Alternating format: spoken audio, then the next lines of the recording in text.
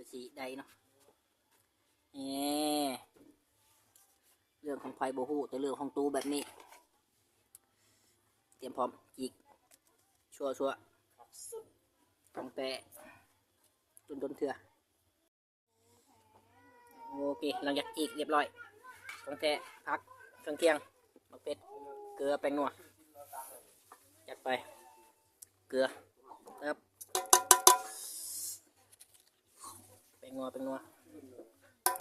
อีกจังหน่อย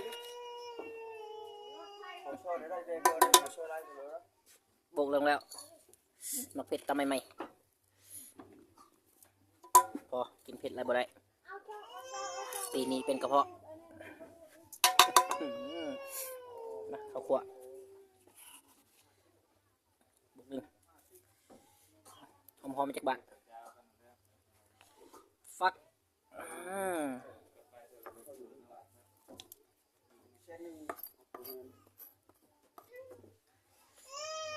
ของดีน้ำต้ม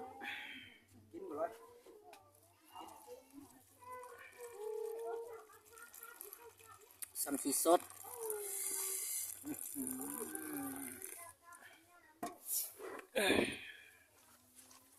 จิ้มดูที่หนังมันนะสำหรับลิ้นทั้งนี้เลยชิงดิเดียวชิงใช่แล้วทับใช่แล้วหอมผักเพี้ยนขาตัวนะ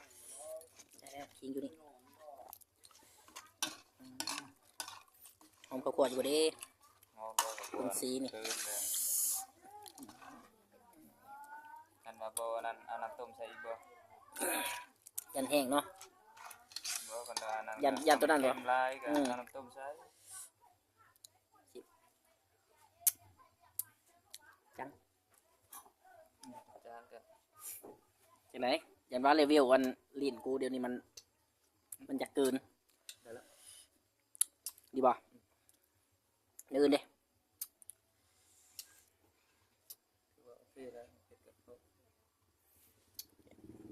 ก็สั่นปิดรึบได้เนี่ย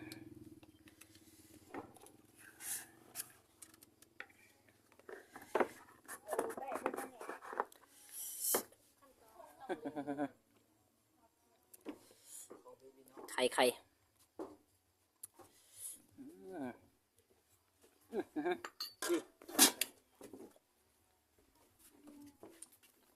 แต่จำเลยว่าแบ่งดิ